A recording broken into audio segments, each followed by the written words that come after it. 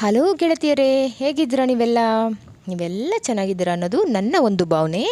ಇವತ್ತು ನಾನು ನನ್ನ ಮಕ್ಕಳಿಗೆ ಅಂದರೆ ಕೆಮ್ಮು ಸಮ್ಟೈಮ್ ಕೆಮ್ಮು ಬರುತ್ತಲ್ವ ಮಕ್ಕಳಿಗೆ, ಕೋಲ್ಡ್ ಎಲ್ಲ ಆದಾಗ ಅಂಥ ಟೈಮಲ್ಲಿ ನಾನು ಈ ರೆಮಿಡಿನ ನಮ್ಮ ಅಜ್ಜಿ ಹೇಳ್ಕೊಟ್ಟಂಥ ರೆಮಿಡಿನ ನಾನು ನನ್ನ ಮಕ್ಳಿಗೆ ಮಾಡ್ತಾಯಿದ್ದೆ.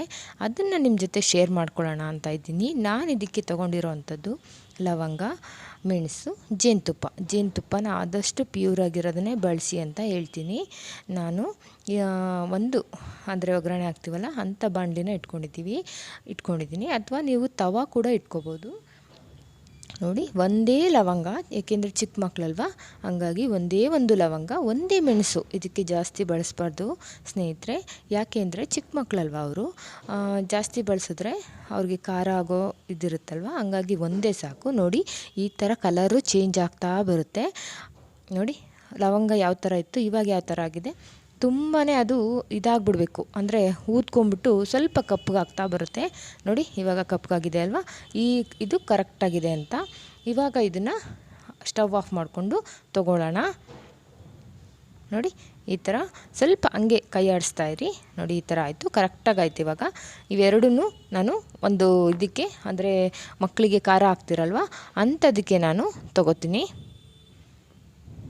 ಓಕೆ, ಇವಾಗ ಇದು ರೆಡಿಯಾಗಿದೆ. ನೋಡಿ, ಈ ಥರ ಇದೆ. ಒಂದೇ ಲವಂಗ, ಒಂದೇ ಮೆಣಸು. ನೋಡಿ, ಈ ಥರ ತೊಗೊಂಡಿದ್ದೀನಿ. ನಿಮಗೆ ಅಂದರೆ ಖಾರ ಹರಿತಿರಲ್ಲ ಮಕ್ಕಳಿಗೆ, ಆ ಥರದ್ದು ಒಂದು ಕಲ್ಲನ್ನ ತೊಗೊಂಡು ಅದಕ್ಕೆ ಒಂದು 1/4 ಸ್ಪೂನ್ ಜೇನುತುಪ್ಪ ಸಾಕು. ಚಿಕ್ಕ ಮಕ್ಕಳಾಗಿರೋದ್ರಿಂದ ಆವಾಗವಾಗ ಕೆಮ್ಮು ಬಂದರೆ ಎಲ್ಲದಕ್ಕೂ ನಾವು ಟಾನಿಕ್ನ ಕುಡ್ಸೋಕ್ಕಾಗಲ್ಲ, ಮನೆಮದ್ದೂ ಮಾಡ್ಕೋಬೇಕಾಗುತ್ತೆ. ಇದನ್ನು ನೀವು ನಿಮ್ಮ ದೊಡ್ಡವರು, ನಿಮ್ಮ ಮನೇಲಿ ಯಾರು ದೊಡ್ಡವರಿದ್ದಾರೆ ಅವ್ರನ್ನ ಕೇಳಿ ನೋಡಿ.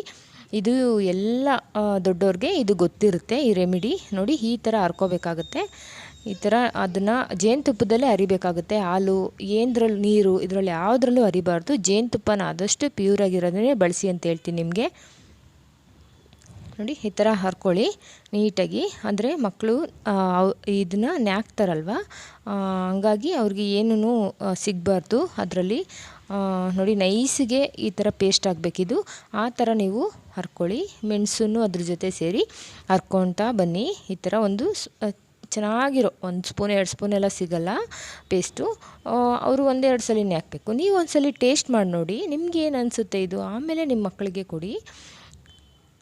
ನೋಡಿ, ಈ ಥರ ಉಳ್ದಿತ್ತಲ್ವ, ಅದನ್ನು ಈ ಕಡೆ ಹಾಕೋತಾ ಇದ್ದೀನಿ. ನೋಡಿ, ಈ ಥರ ಪೇಸ್ಟು ಸಿಗುತ್ತೆ.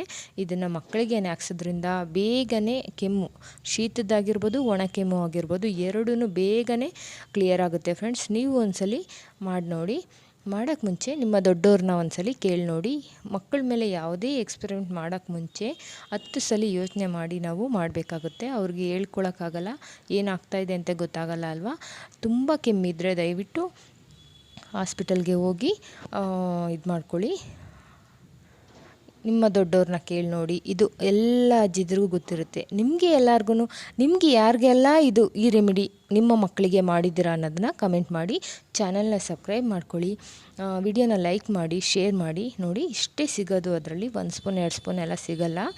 ಇದನ್ನು ಮಕ್ಕಳಿಗೆ ನ್ಯಾಕ್ಸೋದ್ರಿಂದ ಬೇಗನೆ ಅವ್ರಿಗೆ ಕಫ ಆಗಿರ್ಬೋದು, ಕೆಮ್ಮಾಗಿರ್ಬೋದು, ಚಿಕ್ಕ ಮಕ್ಕಳಿಗೆ ಬೇಗನೆ ಇದು ಕಮ್ಮಿ ಆಗ್ತಾ ಬರುತ್ತೆ. ಮೆಣಸು ಖಾರ ಇರೋದ್ರಿಂದ ಕಫ ಕಟ್ಟಿರೋದೆಲ್ಲನೂ ನೀಟಾಗಿ ತೆಗೆಯುತ್ತೆ. ಲವಂಗ ನಮ್ಮೆಲ್ಲರಿಗೂ ಗೊತ್ತು, ಅದು ಹೀಟ್ ಆಗಿರೋದ್ರಿಂದ ಕೆಮ್ಮಿಗೆ ರಾಮಬಾಣ ಅಂತಲೇ ಹೇಳ್ಬೋದು. ಚೆನ್ನಾಗಿರಿ, ಪಾಸಿಟಿವ್ ಆಗಿರಿ, ಚೆನ್ನಾಗಿ ನಿದ್ದೆ ಮಾಡಿ, ಚೆನ್ನಾಗಿ ನೀರು ಕುಡಿರಿ. Thank you for watching.